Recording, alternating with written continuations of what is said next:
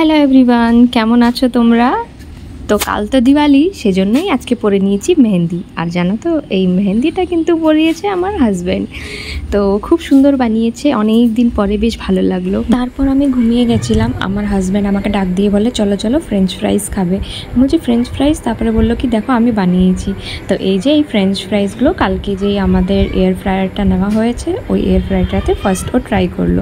বেশ ভালো হয়েছিল খেতে, হালকা একটু মশলা অ্যাড করেছে, ওটাতে আরও টেস্টটা বেড়ে গেছিলো। আর এখন আমরা সবাই একটু বিকালে আড্ডা মারছিলাম আর চাটা খাচ্ছিলাম।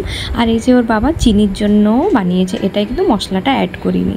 তো চিনি ঘুম থেকে উঠে গেছে, উঠে যাওয়ার পর ওই ফ্রেঞ্চ ফ্রাইজটা ওর টেস্ট করেছে, ওর ভীষণ পছন্দ হয়েছে। একটু ক্রাঞ্চি হয়েছিল, তো আরও ক্রাঞ্চি জিনিসটা বেশ ভালোবাসে খেতে। চিনি তো লাইট দেখতে ভীষণ ভালোবাসে, তাই চিনিকে নিয়ে এখন বেরাচ্ছি একটু লাইট দেখার জন্য। ওর বাবার সঙ্গে স্কুটিতে যাচ্ছি। মায়ের শরীর আজকে একটু ভালো না, অন্য দিন তো মাই নিয়ে যায়, আজকে আমিই নিয়ে যাচ্ছি। তো এই যে আমরা এখন মার্কেটে এসেছি, একটু মায়ের জন্য ওষুধ নেওয়ার ছিল। ও গেছিলো মায়ের জন্য ওষুধ নিতে, আর আমি আর চিনি এখানে এই মূর্তিগুলো দেখছিলাম। আজকে মার্কেটে ভীষণ ভিড়, সেজন্যই আমরা মার্কেটে এসেছিলাম না। চিনিকে নিয়ে না আমরা একটু গলি গলি দিয়ে সব বাড়ির লাইটগুলো দেখাচ্ছিলাম। আর তারপরে মার্কেটে এসেছি একটা কাজে, মায়ের একটা ওষুধ নেওয়ার ছিল, সেই জন্যই মায়ের ওষুধ নিতে মার্কেটে আসতে হলো। তারপরে ভাবলাম মার্কেটে যখন এসেছি তাহলে একটা রঙ্গোলিও নিয়ে যাই। তো রঙ্গোলির কালার্স কেনার জন্য আমরা চলে এসেছি এই শপটায়। আর বাড়িতে এসে দেখি পাপা নিয়ে এসছে জিলেপি।